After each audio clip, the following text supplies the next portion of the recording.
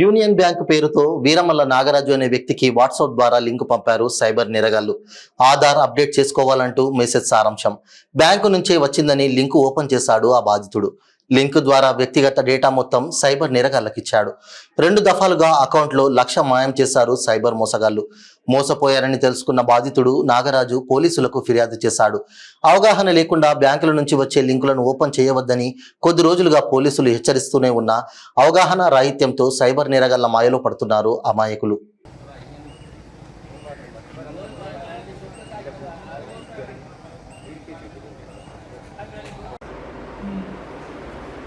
your one time password అని వచ్చింది కానీ your customer 406 ఓకే నీ ఫోన్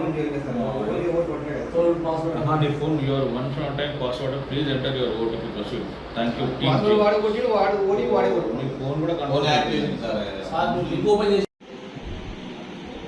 ఇలా వచ్చిందా ఇప్పుడు మూడు అలా సరిపోలేదు వీడియో కాల్ చేస్తారు తర్వాత వీడియో కాల్ రికార్డ్ చేసుకుంటూ అర్జెంట్గా 10 లక్షలు కొట్టబోతే వీడియో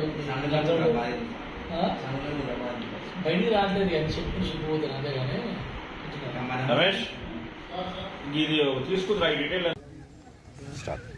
మాది నల్గొండ జిల్లా చండూరు మండలం. నేను ఒక ఎలక్ట్రికల్ షాప్ రిపేరింగ్ చేసుకునే వ్యక్తి. నేను నా అకౌంట్ నుంచి ఒక యూనియన్ బ్యాంక్ నుంచి ఒక లోగో వచ్చింది నాకు.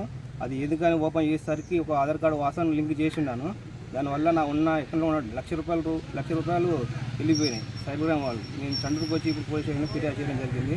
సార్ వాళ్ళు నాకు న్యాయం చేయాలని కోరుకుంటున్నాను. అలాగే ప్రెస్ వాళ్ళు కూడా నాకు న్యాయం చేయాలని కోరుకుంటున్నాను. నేను చిన్నపాటి వ్యాపారం చేసుకునే వ్యక్తి. నేను దయచేసి నాకు అందరూ సహకరించడానికి కోరుతున్నాను.